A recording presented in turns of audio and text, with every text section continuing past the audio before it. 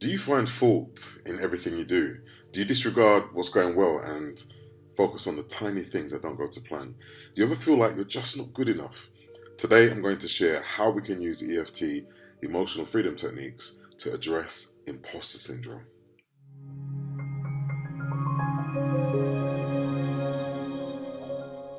If you're new to EFT, it's the use of phrases and the tapping of meridian endpoints to send calming signals to the amygdala in the brain to ease us out of the extremes of fight or flight and lower what's known as the stress hormone, cortisol. Watch my demo vid after this one to help you further, and if you're a regular, please drop a comment below and let me know how useful EFT has been so far. Imposter syndrome is defined as a psychological pattern whereby an individual doubts their skills or accomplishments and has a persistent fear of being exposed as a fraud.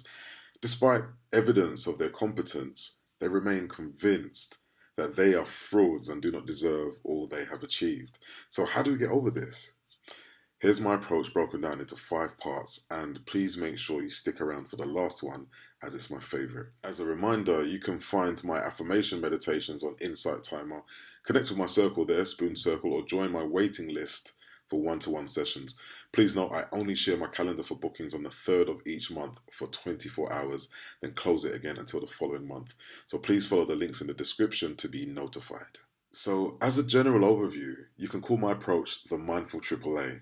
Awareness, acceptance, action. Awareness, creating the time to connect with yourself with consistency. Acceptance, facing your fears and being real about your situation, then allowing the time to process and heal. Action, visualizing the other side of the pain, the challenges, the issues, creating affirmations, setting intentions, and inching towards your goals at your own pace, letting go of a need for external validation. A 2020 review by Professors Heather Hagg, Kevin Cockley, Alton Kiefer, and others showed imposter syndrome is common amongst a range of age groups and across genders. It can affect anyone, regardless of job or social status, but especially with high achieving individuals, which is where I offer most of my support. My clients have shared experiencing it before getting on stage, singing in the studio, delivering a presentation, or appearing for an audition. Here's a real issue with imposter syndrome. Because it can make you critique yourself so hard, self-doubt kicks in and concretes those limiting beliefs. You believe it's safer to stay in a particular place rather than keep pushing to being your best. That can create frustration and resentment when others do well, plus eventually lead to burnout. So here are my 5 tips. 1. Tap and talk. So become aware of the issue, tap your meridian points and say phrases connected to what you're feeling. Remember to check my detailed demonstration to help you if it's your first time with EFT. But if you feel like you're a fraud, say it, tap and talk. I'm a fraud. They're going to find me out. I don't deserve to be here. I'm a fraud. What am I doing here? How did I get here? I feel like I'm faking it. I'm not good enough. I don't have the skills. How did I get here? I'm a fraud, a complete fraud. Someone's going to find me out. They're going to find me out. I feel like I'm going to get found out. I feel like I'm going to lose all my money, my job. It's going to really hurt my family. I feel like I'm a fraud. I'm a fraud. And allow yourself to be honest about what you're feeling and why in that process. We're often taught not to admit to our negative feelings. It's okay. Facing it takes the sting out of it and allows us to recognize we're still here. We can keep going. We survived. We can learn from the challenges and figure out a way forward. Once you've done that, make an assessment of the intensity from 1 to 10, 10 being the highest. And if you want it lower, go again. And this time, state the positives. So you're alternating. So this time say, I've been doing it for 20 years. I've been doing this for 20 years. I've been doing it for 20 years. I've had hit records. Look at all the hit records I've had. I studied for this, I prepared for this, I worked for this. There's the proof, there's the awards, there's the certification. And go through, and if you're still feeling that it's still high, go again and say what you're feeling. I still feel like a fraud, but even though I feel like a fraud, and do this from the first round, Even though I feel like a fraud, I love and accept myself anyway. I deeply accept myself anyway. I trust and accept myself anyway.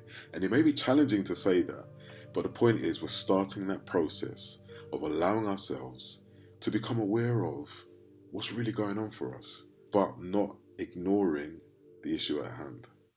Number two, as you're doing this, memories may arise that may or may not make sense. Let it happen. You may have a memory from when you were much younger, a parent or guardian, friends in your peer group, teachers, and so on, telling you to stop showing off. You can't do that. Nobody likes a smart ass, clever clogs. Who do you think you are? Maybe someone you loved and trusted or otherwise would have heavily critiqued you. Identify those memories and one by one start to reframe. Those early memories are very likely the cause of the beliefs and emotional associations you've now formed that impact you in later life. I go deep in this area with my clients to resolve these issues. This is where the long-term shifts really become apparent. Number three, journaling. Start writing every day. To help with this, you can get my free flow journal when you join my waiting list. Gratitude, freedom, love, ownership, worth, plus intentions. My journal will encourage you to create a tangible record of what you can be grateful for, what you want to give yourself permission to do, how you can love yourself more, what you need to accept in order to heal, to recognize your skills and create new achievable personal targets. If you don't like to write, then record it as audio or video, but remember to do it with consistency. Number four, nutrition. The connection between what we eat and our emotions stems from the close relationship between our brains and our gastrointestinal tract, often called the second brain. Your GI tract is home to millions of bacteria that influence the production of neurotransmitters, chemical substances that constantly carry messages from the gut to the brain.